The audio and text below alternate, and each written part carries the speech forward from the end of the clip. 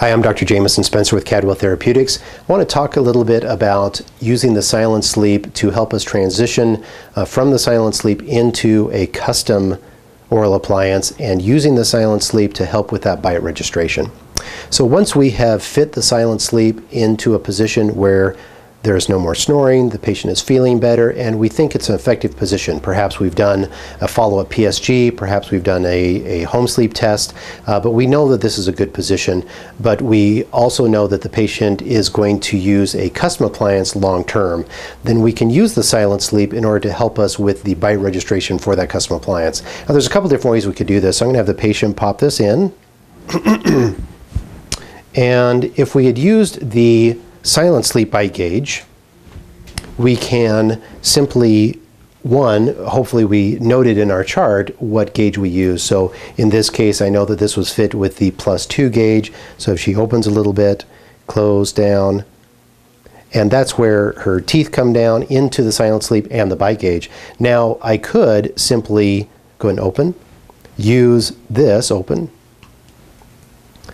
take Blue Moose, squirt that on the posterior teeth, have her close into that same position, and that is going to be roughly the same AP and vertical position as a silent sleep. So that'd be a really easy way to transition from this position into a bite registration for the custom appliance. Another way to do that, go ahead and open, would be the same thing with the George gauge, and pop that in again. And we just determine, we could loosen this up. Let's say we are not exactly sure what position that's in. We could loosen that up here, open, close. And with that loose, it's going to bring the George gauge into the position of where the teeth are. We tighten that up, open, and now we know the position for the George gauge. We could then take that position on here and just note the number. So let's go ahead and do that again here, open, close. Okay, and open.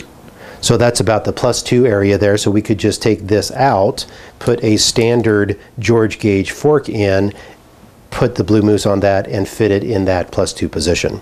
Open.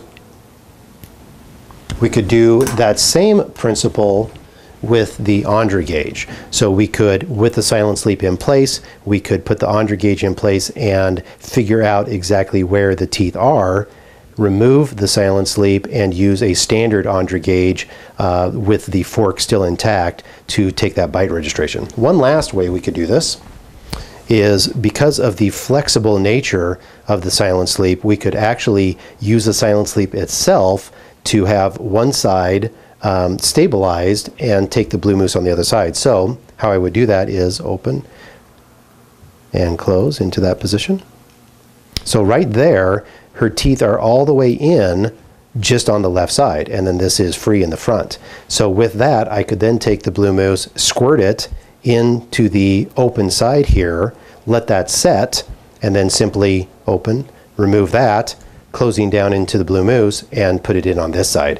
So that would be exactly the same vertical, the exact same anterior posterior position. So if you were using an appliance where that was critical to have the exact dimensions, so the exact vertical, the exact AP, for example, the Moses appliance, that would be important. A Somnomed appliance, that would be important. So appliance that it's a little bit harder to adjust the vertical, you would want to get that vertical just right. Now, of course, that is assuming that you've taken the time to fit the silent sleep and to titrate it to where you know you've got a proper vertical and a proper AP. So that's basically it. So once you've got that right position with the silent sleep, you can use any of these methods I've shown to take that position that the patient is comfortable with and transition that effective position that they're used to the laboratory so that the custom appliance can be made in that same position. And typically with your adjustable appliances, you'd then be able to go from there.